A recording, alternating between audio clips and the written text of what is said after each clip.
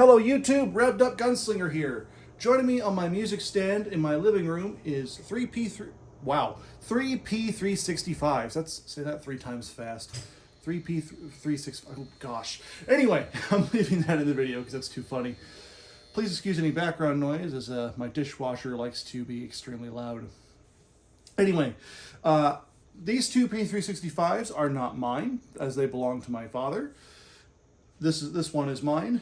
He recently had a range session with these two pistols, as well as as well as another couple pistols that I will be showing you here in a few minutes that are off camera.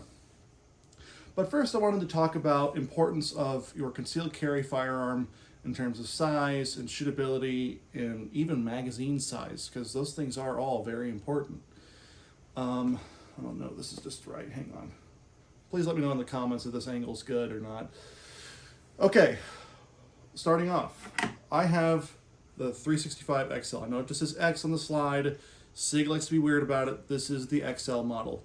I know this because it holds the 12-round magazine. By the way, this is empty and clear.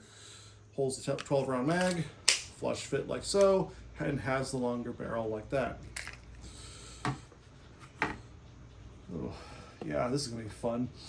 Guns are heavy. This is the original P365. My dad is a huge fanatic for these pistols. He loves them to death. This one is also clear and safe. Doesn't have the fancy trigger on it. Doesn't even have optic cut. This is the original P365. These come with 10-round mags. Here's the 12-rounder for an example. You see how it has that fit there. And if you want to see something really ridiculous, here's the 17-rounder. It just, it looks kind of funny. Anyway, he's a huge fan of these, and he's been collecting P365s ever since. He also does love his two-tone FDE in black, also clear. You can also see this one is optic cut. This one has night sights. I think this one does as well here on the bottom, but he has several of these. I know he has a few from Grab a Gun that are like I think the special white one and so forth. He loves these. He has one of these too, I believe, and I don't know if he has the macro or any of the super fancy ones. I'll have to ask him about that later. But anyway, he loves these guns. Now, here's what I want to talk about when it comes to size and shootability.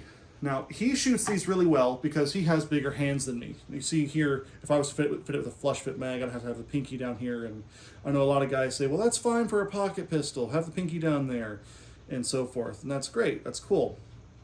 Me personally, I'm not a huge fan of it. I don't have huge hands, mind you, but I do wear a size L, large. It seems like every other guy I know wears XL and they call me a wimp. Whatever. My point is, I like to have my pinky around the grip like so. And this is still small enough to me to be concealed comfortably, but also be shootable. This is another thing I wanted to talk about. You see the size difference here between these two guns. If you look, oh, it's kind of hard to tell at this angle. I'm trying not to show my face. There's the grip difference there. Just that little bit is literally a pinky's width. There's the length as well. These are definitely easier to conceal. However, oh dear Lord. However, I will say I find these harder to shoot. They're a little snappy. Not Springfield Hellcat snappy, but I always have a hard time having really good groups with this size gun. This does have more slide mass on it, so it's easier to control, and I can make more accurate shots with it. So me personally, I sacrifice a little bit of size for accuracy with this. However, I mean, I wouldn't call these a pocket pistol necessarily, unless maybe you get the 380 version. But I think for pocket pistol, you'd be better off with the Ruger LCP Max or a Smith & Wesson Bodyguard 2.0. But if you have the right holster with it, I know I personally like this eBay holster here with the wedge and the claw and all that stuff. And this is fantastic right here. It's great. My dad, when he does carry on his belt, which he doesn't do that often, he prefers briefcase carry. Sorry, Dad, didn't mean to spoil that. He uses a leather holster like this. I got him this for his birthday last year, or was it Christmas? I think it was birthday. And he does like it quite a lot. And I'll admit, this does fit pretty well.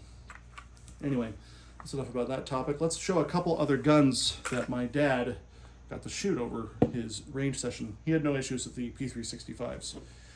He finally took out his Rost Martin. It's clear.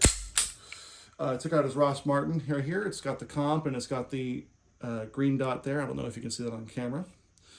And just from me sitting here racking it and using the trigger on it, man, that feels really good. I know I had my doubts at first, and I was wrong when I said it was a Glock clone in my video comparing this to the Ruger RXM. It actually looks and feels more like a Taurus clone. As to which model Taurus, I couldn't tell you. I don't know Taurus that well. I've never owned any other firearms. But I'm gonna say, sorry, I keep playing with it. This feels a little more high quality than a Taurus, simply because the plastic feels better. It's more refined because it uses American materials. And remember, he picked this up because we live in DFW. That's part of the country we live in. And made in Dallas, Texas. Little piece from home. But he had a really good range session with it. Said it gave him no issues, and he loves the green dot. And since he is getting older, I am going to recommend he put a dot on all of his pistols. And I'm even considering putting one of these on this one right here, because the glow-in-the-dark sights are fading. But anyway, really nice pistol. The other one that he recently acquired and fired is this Springfield model SA35, aka their high power clone. This one's also safe and clear. And, I'm not the biggest fan of high powers myself, just because every time I fired one, I get hammer bite from it. That's back there and boom, boom. And even on my cheaper 1911, that beaver tail that I've got right here covers that up nicely.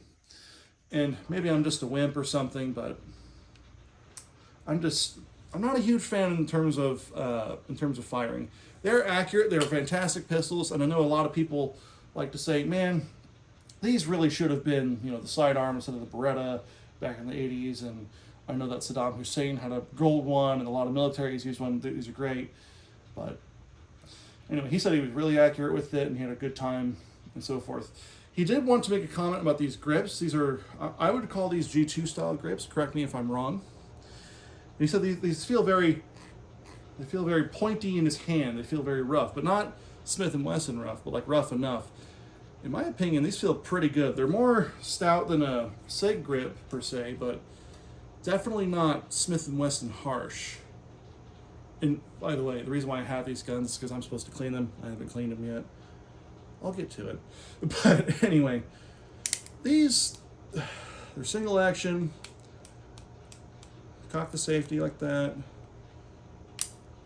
Yeah, pretty good little pistol. Anyway, I want to know in the comments what you think of these Springfield high power clones, as well as even the Rost Martin. I also want to know what you guys think of the different sizes of P365. Which size do you carry? Which holster do you use? What is your opinion? Is 9mm not enough for carry? I think it is personally. Or should we start looking into 380s? Don't forget to like, comment, share, and subscribe, and I will see you in the next one.